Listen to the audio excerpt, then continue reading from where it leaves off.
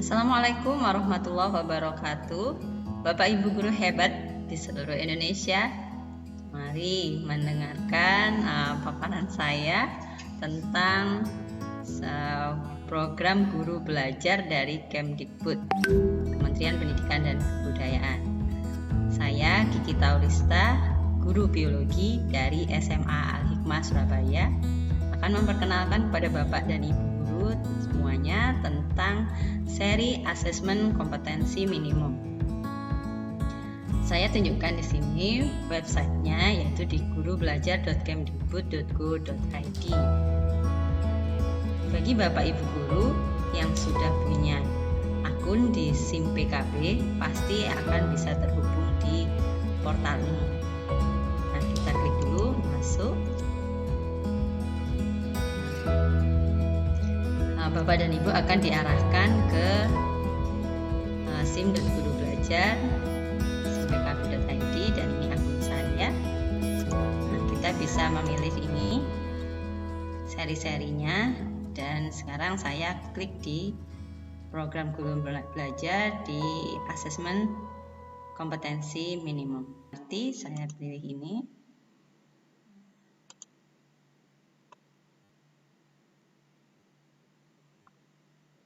Nah, dipilih mulai belajar.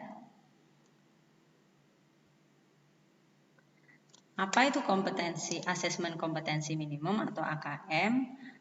Asesmen kompetensi minimum itu adalah asesmen atau penilaian yang dilakukan oleh Kementerian Pendidikan dan Kebudayaan untuk mengevaluasi mutu sistem pendidikan di satuan pendidikan. Ya. Nah, kalau sudah mengerjakan memang begini ya, sudah pengimbasan.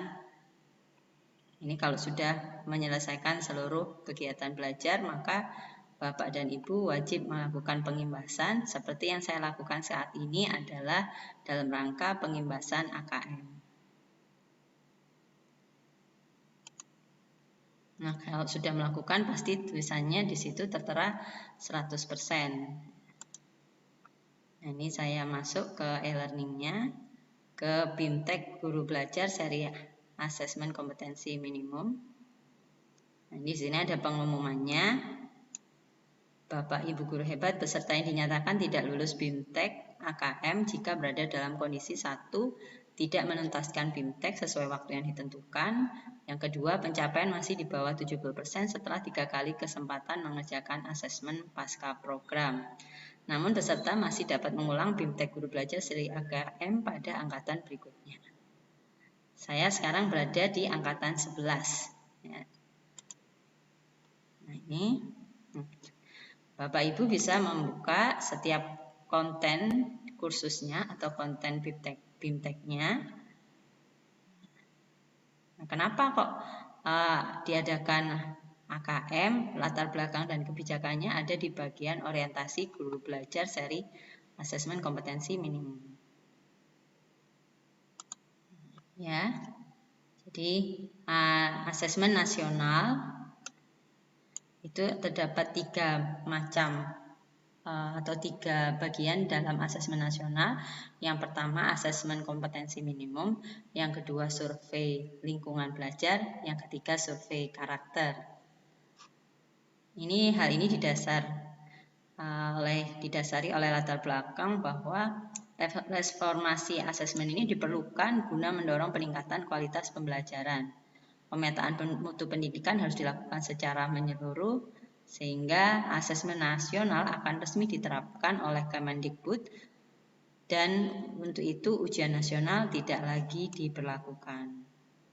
Dalam hal ini AN ditetapkan, atau asesmen nasional atau singkatannya AN diterapkan untuk mengevaluasi kinerja dan mutu sistem pendidikan. Nantinya hasil asesmen nasional tidak memiliki konsekuensi apapun pada pencapaian proses belajar siswa, namun memberikan umpan balik untuk tindak lanjut pembelajaran dan kompetensi siswa. Diterangkan di sini Bapak Ibu oleh Bapak Menteri kita, ya. Nah, lalu apa sih pentingnya asesmen nasional? Nah, pentingnya ini adalah bahwa peningkatan mutu sistem pendidikan itu tidak hanya berorientasi pada pencapaian siswa dalam menguasai materi pelajaran dan nilai ujian akhir atau apapun sebutannya. Tapi keberhasilan sistem pendidikan ini lebih difokuskan pada pencapaian kompetensi siswa yang meliputi pengetahuan, keterampilan, dan sikap. Di mana pada era transformasi pendidikan abad 21 ini, arus perubahan itu menuntut siswa bisa menguasai berbagai kecakapan hidup yang esensial untuk menghadapi berbagai tantangan abad 21, di mana siswa harus memiliki kecakapan belajar dan berinovasi, kecakapan menggunakan teknologi informasi, kecakapan hidup untuk bekerja dan berkontribusi pada masyarakat. Saya lanjut aja ya, Bapak Ibu. Di sini ada konten-konten yang lainnya yang semuanya harus dikerjakan satu persatu, dibuka, dibaca, kemudian mengisi refleksi, ya, dan ada kuisnya. Setiap kuisnya diisi ya, Bapak Ibu, dijawab. Ada yang menanyakan tentang pendapat Bapak Ibu, ada yang tanya jawab benar salah. Nah, itu di situ Bapak Ibu isi semua, sehingga bisa lulus 100%.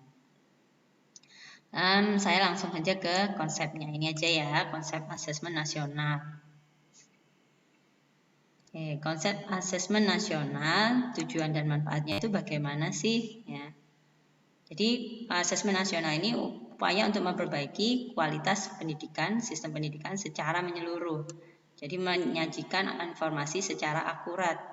Nah, untuk memperbaiki kualitas belajar mengajar yang pada gilirannya nanti akan bisa meningkatkan hasil belajar siswa. Manfaatnya bisa sebagai potret kualitas pembelajaran di sekolah atau daerah, umpan balik peningkatan kualitas pembelajaran sekolah atau daerah, dan juga dasar untuk penyusunan program peningkatan kualitas pembelajaran sekolah atau di suatu daerah. Apa sih perbandingannya antara AN dengan UN? Ya, istilah yang dulu ujian nasional, tapi asesmen nasional itu bukan pengganti ujian nasional ya, Bapak Ibu. Ujian nasional dihapus, asesmen nasional itu memang baru gitu. Bedanya apa sih? Kita lihat dari tujuannya. Tujuannya kalau asesmen nasional untuk mengevaluasi mutu terkait sistem pendidikan, tapi kalau ujian nasional mengevaluasi capaian hasil belajar murid secara individu. Jenjang pendidikannya, kalau asesmen nasional SD, SMP, SMA, SMK, program kesetaraan, jenjang dasar dan menengah. Tapi kalau UN untuk SMP, SMA dan SMP MTS, SMA MA dan SMK. Levelnya kalau ujian nasional untuk tingkat akhir pada tiap jenjang, tapi kalau asesmen nasional untuk kelas 5, 8 dan 11. Subjek siswa kalau UN itu sensus, jadi semua siswa wajib mengikuti UN, tapi kalau AN atau asesmen itu survei, jadi siswa dipilih secara acak untuk mengikuti AN. Model soalnya juga berbeda Bapak Ibu. Kalau untuk UN model soalnya pilihan ganda dan isian singkat. Untuk matematika ya, untuk pelajaran matematika ada isian singkatnya. Tapi kalau asesmen nasional ada pilihan ganda kompleks, menjodohkan, isian singkat, dan uraian. Model soalnya itu tadi, sasaran penilaiannya sekarang. Sasaran penilaiannya kalau UN untuk penguasaan terhadap mata pelajaran. Tapi kalau AN itu ada kompetensi literasi, kompetensi numerasi, dan karakter, serta kualitas dan iklim satuan pendidikan yang mendukung pembelajaran. Gimana metode penilaiannya juga berbeda. Kalau UN, computer based test atau CBT, atau paper based test atau PBT. Tapi kalau AN, computerized multi-stage adaptive testing, jadi MSAT. Apa itu? Ya kita pelajari ya, nanti bisa Bapak Ibu ikuti. Oke, apa saja sih teknis pelaksanaannya? Nah, teknis pelaksanaannya untuk AN ini sebagai berikut. Bisa kita klik ini ya, petunjuk dan teknis pelaksanaan asesmen nasional. Nah, asesmen nasional seperti yang saya sampaikan tadi terdiri atas 3 tes ya, semacam tes ya. dari 3 asesmen, 1 asesmen kompetensi minimal, yang kedua survei karakter, dan 3 survei lingkungan belajar. Di mana untuk asesmen literasi kompetensi minimal ada 2 asesmen, yaitu asesmen literasi membaca dan asesmen numerasi. Asesmen literasi membaca, cakupan materinya memahami, menggunakan, mengevaluasi, dan merefleksi. Sedangkan asesmen numerasi untuk memahami, mengaplikasi, dan bernalar. Di sini ya. Oke, ini gambarannya jadwal pelaksanaannya. Kalau di asesmen ini diadakan 2 hari. Hari pertama untuk SD tes literasi 75 menit. Survei karakternya 20 menit, sedangkan untuk SMP dan setara, juga SMA dan setara, hari pertamanya tes literasi 90 menit, survei karakter 30 menit. Sedangkan di hari kedua, tes numerasi 90 menit dan survei lingkungan belajar 30 menit. Berbeda waktu ya, berbeda durasi soalnya. Oke, itu tentang teknis pelaksanaan asesmen nasional. Nah, tentang apa saja asesmen literasi membaca, apa itu asesmen numerasi di tingkat SMA ya, Bapak dan Ibu guru bisa ikuti deh ini guru belajar di website atau portal yang ada di gurubelajar.kemdikbud.go.id. Sekian penjelasan dari saya, terima kasih atas perhatiannya, semoga bermanfaat. Assalamualaikum warahmatullahi wabarakatuh.